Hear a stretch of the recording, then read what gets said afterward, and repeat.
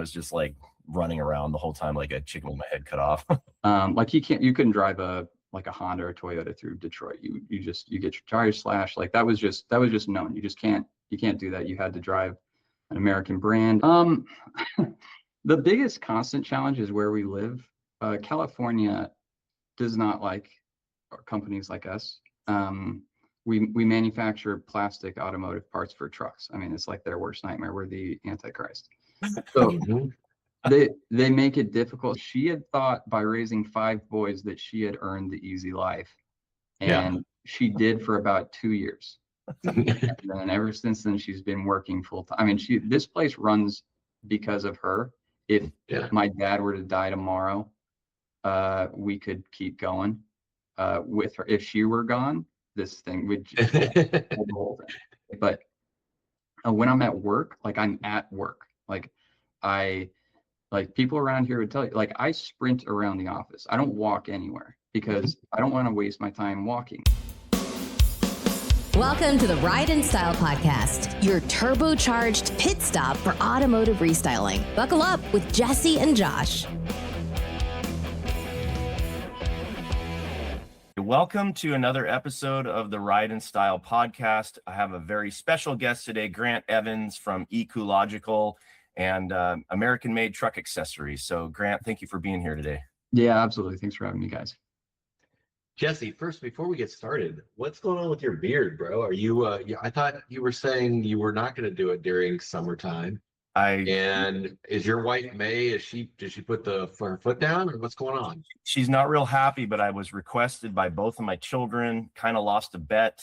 And also somebody wanted to see the beard for like an event. And so I said, all right, I'm going to go for it. So this is very controversial. This is controversial beard.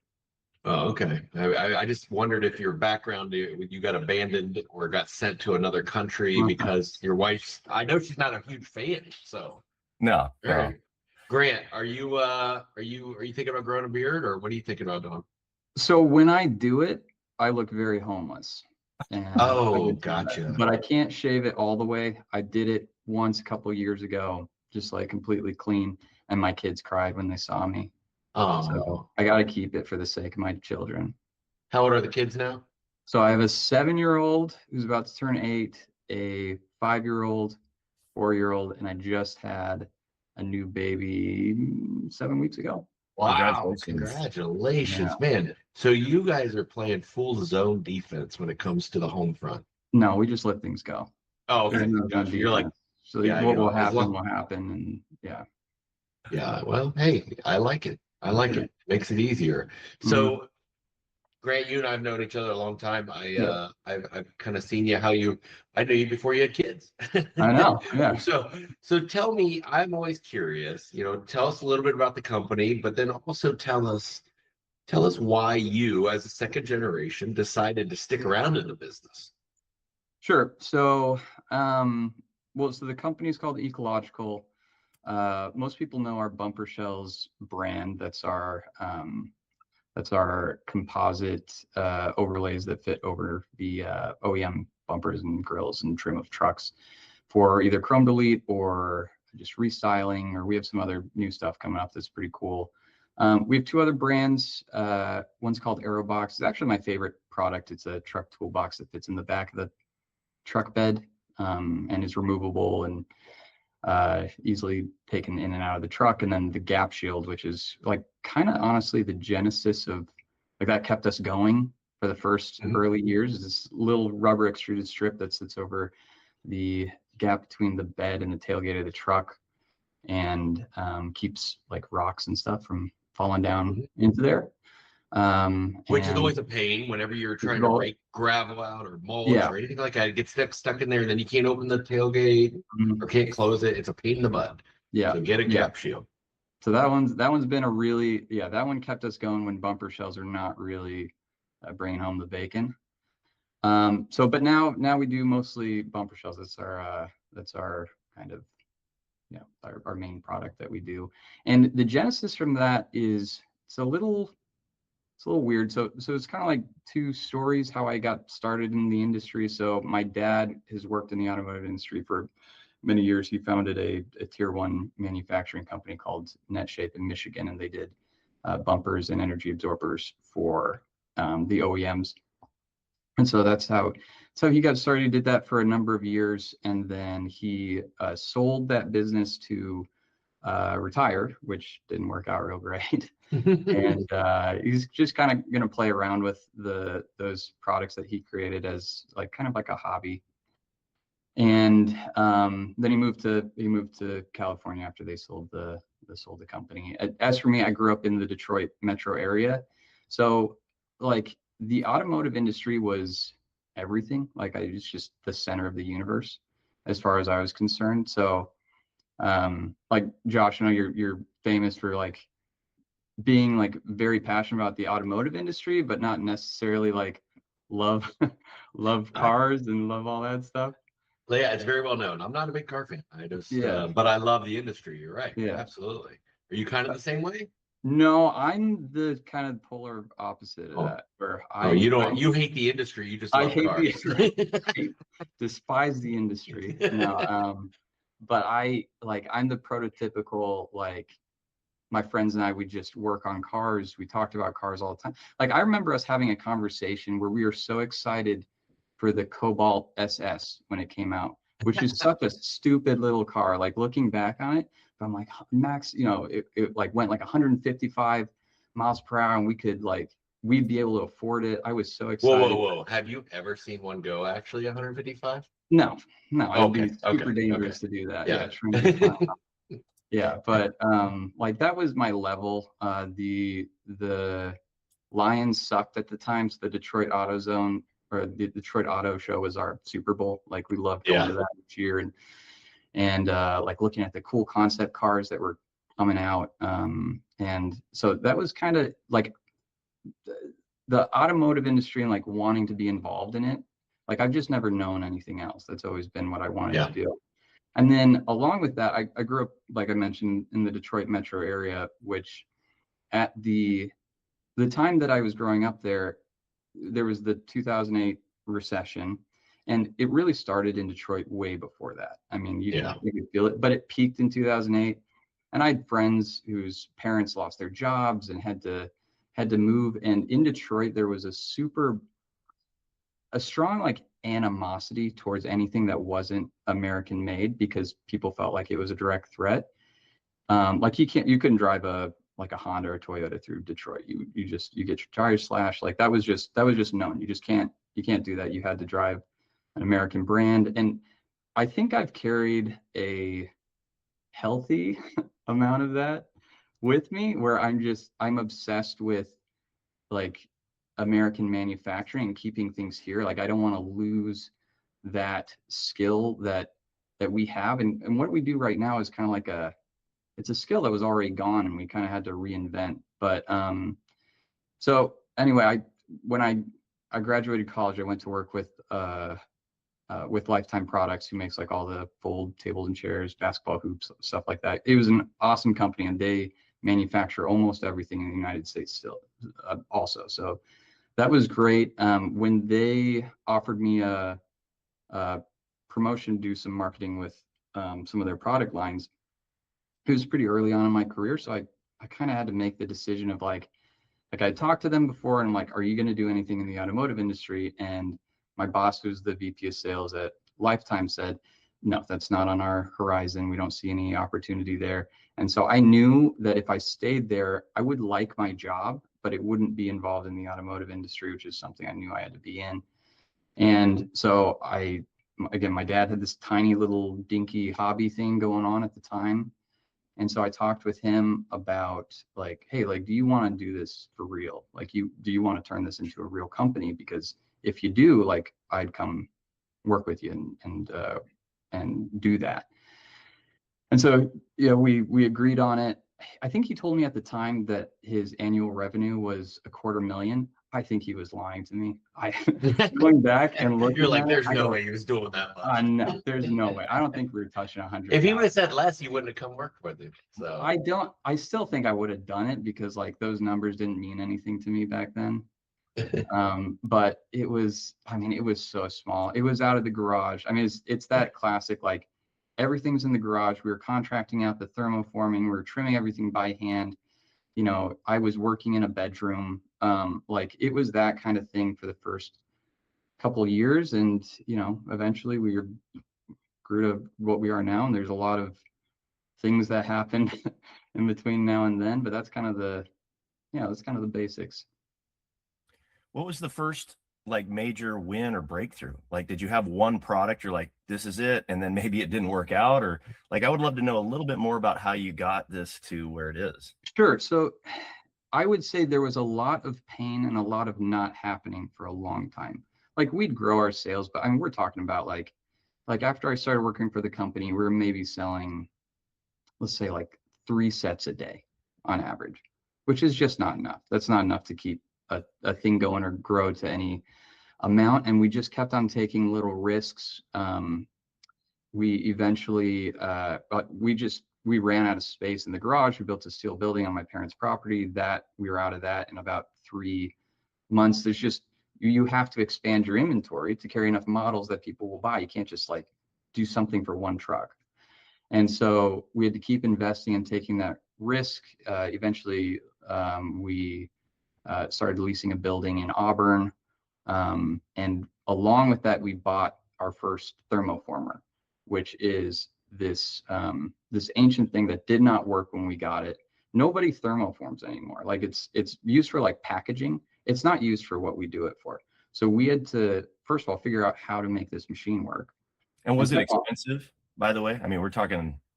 I mean, for us at the time, it was extremely expensive. I think it was maybe 50 grand, which when you look at industrial machinery, that's not crazy. But again, for us at the time, like 50 grand when we're selling 3 sets a day, like we're never going to pay this thing off ever. But that allowed us to take the thermoforming expertise from this other company that we were contracting out to do it in Sacramento and figure out like how to do thermoforming to the level that we wanted it. And so that was, I would say that was a pretty big break because it went from this quality that was kind of like fine to something that's like, okay, this is now we can get our quality better than OEM. So that was a big break. In terms of products, the Tacoma, the 3rd gen Tacoma, when we released that model, the website broke, which I did some work on the forums before to start a group buy, but it was like, again, we were selling very little. And then the Tacoma came around and it's like, okay, now we literally we're months out on orders. So that was like a big break, and that allowed us to take some more risks. Like we purchased our first 5-axis CNC machine way too late. We purchased that. We needed to be doing that years ago. Doing everything before that, it's all hand done. You take a router, you route it out, take belt sanders, and you sand it down to the right dimensions. You manually drill in the sensor holes and all that stuff. And so, yeah, that allowed us to buy the CNC machine, kind of go through the same process with that, with the thermoformer, and just grow our knowledge from the very, like, not knowing anything, right? I went to school for marketing. I didn't go to school for electrical engineering or anything or logistics or anything like that. To then having a process where we can do everything from the tooling ourselves to the shipping out the product. So we can do everything all in-house at our facility. That's great. What was go ahead, Josh. No, you go ahead. I was just going to say, you had a lot of challenges in there. What do you feel like was the biggest challenge? What's the hardest part of your career, and how'd you guys get through it? The biggest constant challenge is where we live. California does not like companies like us. We manufacture plastic automotive parts for trucks. I mean, it's like their worst nightmare. We're the Antichrist. So they make it difficult. So I would say that's kind of like a constant challenge, but it's just to start something from the ground up, like all the knowledge of what we do is like in my head or in my dad's head. And like, so because of that, we just have to work a lot. So, I mean, just the challenges enduring like a lot of pain, learning not to sleep ever and sleeping at the shop. I mean, like it's all that stuff. It's all that stuff you hear about of like killing yourself to get something going, like that's pretty much been it. Like there are challenges every day. Every day a machine breaks or something goes on, but like that's kind of the part of the fun of this is problem solving.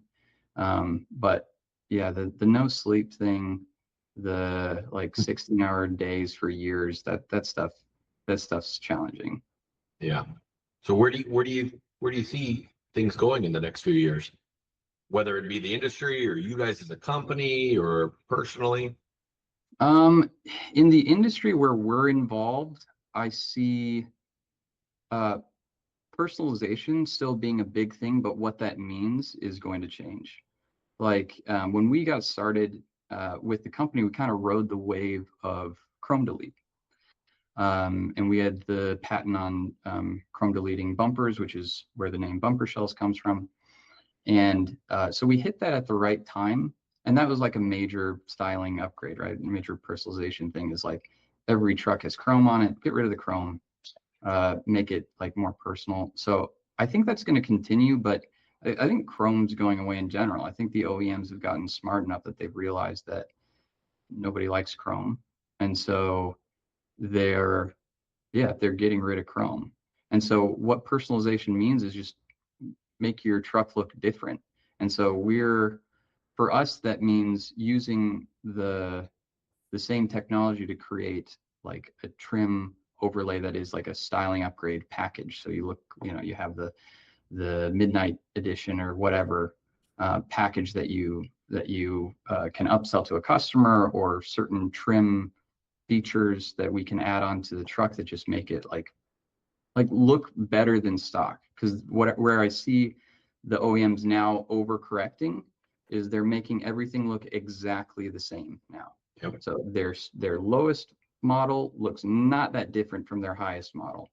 And so they have to do stupid stuff to try and justify the price, like the shock absorbing seats they put in the Tacoma, like that nobody cares about. They'll do stuff like that. But in terms of styling, I think they're overcorrecting kind of in a bad way. So I see that being bigger. I see fleet being a big thing. So working with fleets that have constant business, we've certainly gotten a lot more interest in that. So like for us, it's how do you use an overlay to add functionality to the vehicle. So this last SEMA show, we introduced our our Pro Shells line, which is kind of like our skunk works of products. So like we do our crazy stuff on the Pro line. So we're adding integrated lighting right now. We do some different paint patterns and stuff like that. I think is going to assist with the personalization and the fleet stuff, where you can use an overlay as a platform for upgrades to trucks instead of just a styling upgrade, which is great. That will continue in the future, but there's other things you can do with it. Oh, that's great. Sounds like you guys got a lot in the hopper. Too much. Yeah. One thing, if people don't realize what these guys do a really good job of it, and he's exactly right. You take so many trucks out there, F-150, Ram, especially the Toyotas that you were talking about, and they'll have a complete package, but then they have these dumb chrome bumpers on the car. What Grant's company will do is you can buy them, whether you want to do a blackout or whether you want to paint it to match. And they keep the different colors in stock, and you order them, and they just go right over top, perfect fit. Even if they have sensors on there, it'll fit over the sensors. So it's just a great way, especially on the Toyotas. You know, as he says, it's their number one model because the middle of the Toyota is painted, but then the very edges are not painted. So they're chrome. So and people hate that look. So it's a great way for you guys. So. So do you see more of that taking off, or do you see more things around maybe like the AeroBox that you guys have and products like that taking off? Well, the AeroBox is something that we've put almost no work into. I mean, we did a lot of work at the beginning to design a really good product, but besides that, it's like the BumperShells took off so hard and so fast that we had to dedicate all our time and attention into making that successful and keeping up with orders and all that stuff. So the AeroBox has not gotten a lot of love in terms of promotion. So we have the full-size AeroBox, which will fit, any full-size truck. And then we spent a lot of time last year designing a mid-size AeroBox that'll fit like the Tacoma or Colorado. So that will be coming online. I think we're going to bring one to the SEMA show this year, so we'll have it before this year. And I do see that expanding really quickly because kind of for the same reason. Truck beds are going to be constant; they're not going away. So how you utilize that is still going to be important, and the AeroBox is an innovative product. The gap shell will just kind of be what it is. I mean, it's a really simple product. I love it because we don't have to do anything on it. So yeah, perfect. So Grant, I don't know if you said this or not, but did your father end up actually ever retiring? No. Will he ever retire? Is there Absolutely not. So he's trying to figure out how to get out, like slowly, but he loves it. I mean, he started as a hobby after he retired. I mean, he didn't need to work another day of his life, but he did it anyway. And I think he works more now than he did before. Yeah. But and your mom reminds him of that constantly. Yeah, well, my mom's the same way. She did not bargain for any of this. She worked. We're supposed to be in a camper traveling, but now you're just traveling to shows. That's what she wanted to do. She had thought by raising 5 boys that she had earned the easy life, and she did for about 2 years. And then ever since then, she's been working full time. I mean, this place runs because of her.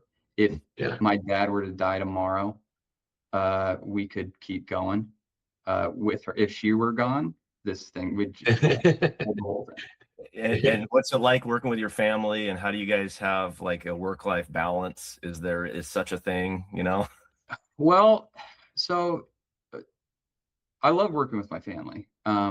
Obviously you hear horror stories of things going bad and like family relationships broken. That I think what's like, me and my dad are 2 very different people, but we both have the same work ethic. So it's like we both work as hard as we can all the time. So then if we have disagreements, it's not about like, hey, you said you do this and you're not doing it. It's like, it's just strategy. It's just, I think we need to go this direction. I think we need to release this product. And then, my dad will go, no, we need to be spending our time on this, and we'll have very, not heated, but spirited arguments. And at the end of the day, he owns the company. So I go, all right, like I will do whatever I can to make whatever you just said we should do as successful as possible. And if it doesn't work, then I'll say I told you so. But but it's worked well so far. But it does make, like we go over to my parents' house every Sunday for dinner, me and my family, and my wife hates that we just talk about work all the time. But there's like that's our whole relationship now is work. So that part's not great. As far as work-life balance, it's hard to figure out whether you've ever gotten there or what that means. Because when you're at work, there's so much to do, and you think about all the things you have to do. And well, if I just did this, then I could take more time off. And then when you're at home, you're like, I just need to quit my job and spend all my time with my family. So there is a middle ground there. And, again, like I said, I think it's hard to figure out whether you've gotten there. But what I've done to achieve that, or at least achieve some semblance of that, is I still work a lot. I still work 11, 12 hours every day. But when I'm at work, like I'm at work, like people around here would tell you, like I sprint around the office. I don't walk anywhere because I don't want to waste my time walking. Like I don't take breaks. I work while I eat my lunch. I do whatever I can here to make sure that I get done as much as possible. So then at the end of the day, I'm not thinking I waste my time. Now I gotta spend more time at work. And then while I'm at home, I do my best to shut everything off and to be present with my kids. And what has helped me with that a lot is, like, another part of my role here is AI integration. So like I'm in charge of making sure all our departments are integrating AI into their roles where it makes sense. Organization is a huge part of that. And it helps me because I just have this, I have like a AI companion I've coded to help me work through problems. So when I'm at home and I have something that's been like really bothering me, like a problem or something like a new idea, then I'll just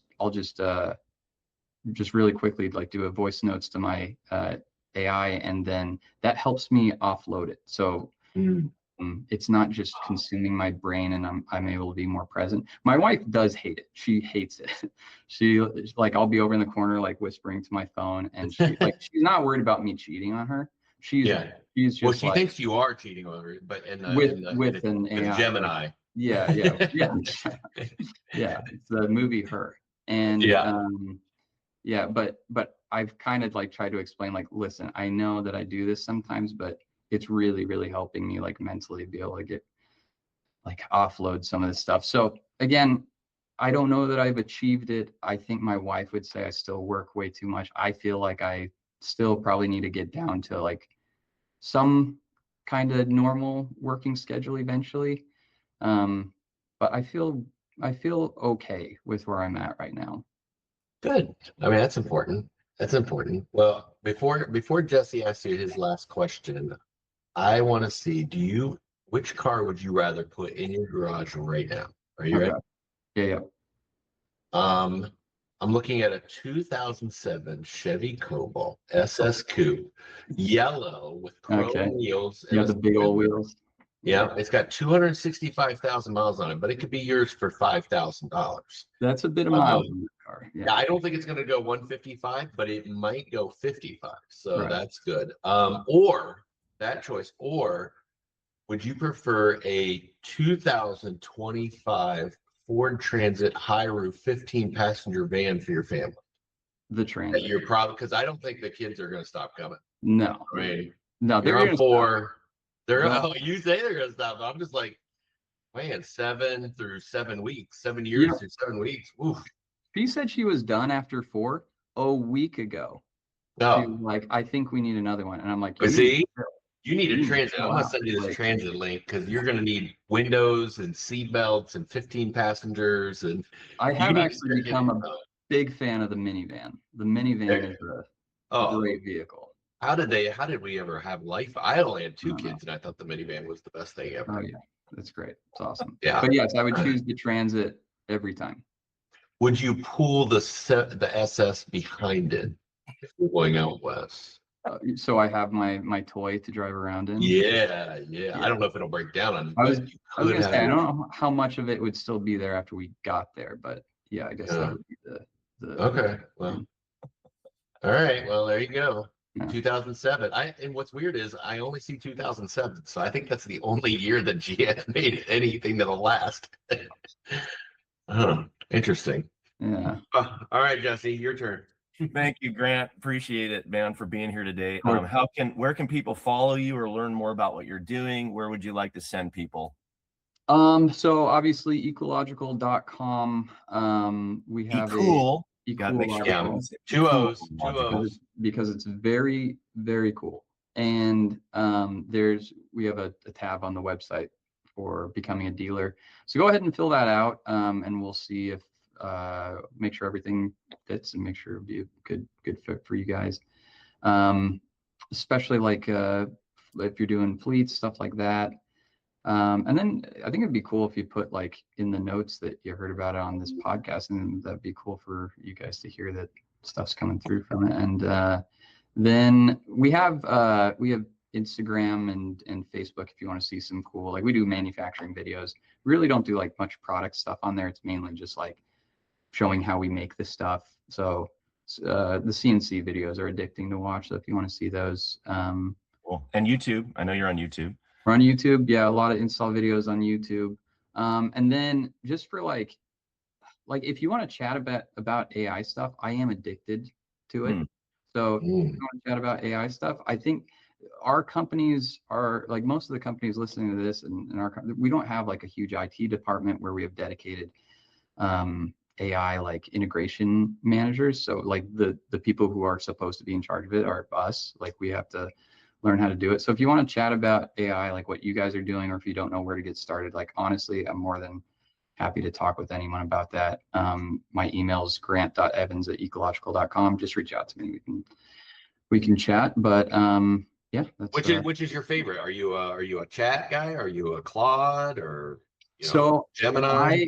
I was really heavy into Gemini. I've started to get more into ChatGPT. I was into Gemini because of the Nano Banana when that came out, the image generation thing. It helped me so I can change the color of our products on the website. So it just helped me do that a lot faster. And it's really easy to get started with Gemini. I just feel like I'm hitting the limits of what Gemini can do right now. So I'm branching out a little bit, but they're all great. They all have way more capabilities than we can do right now. Just got to get started with it. Okay, yeah, I might take you up on that too, Grant. We do a lot of AI right now, and it's trying to help our clients do more AI. Getting into the consulting side of it, where it's like a big deal. We have to have meetings about it every week. So I think I'd love to chat with you. We can share notes. Yeah, that'd be awesome. Yeah, thank you for being on the show today. We really appreciate it. Yeah, thanks for taking the time, bro. Appreciate you, and keep up the good work. Yeah, thanks, guys. All right. We'll see you. See you later. All right, Grant, that's it. Thank you. We will be sending you some links, and once we get it up, we're getting a little faster. We got kind of backlogged because we had a whole bunch of episodes. And so if you don't hear from us right away, it's not that we forgot you. It's that we're still working on trying to, the backlog, get things edited. So, but it shouldn't be too long. And then we'll send you links and you can share it, whatnot. Sweet. So, sounds good. Thank you, man. Have a great rest of your day. Thanks, Jesse. You too. All right. Take care. Take care.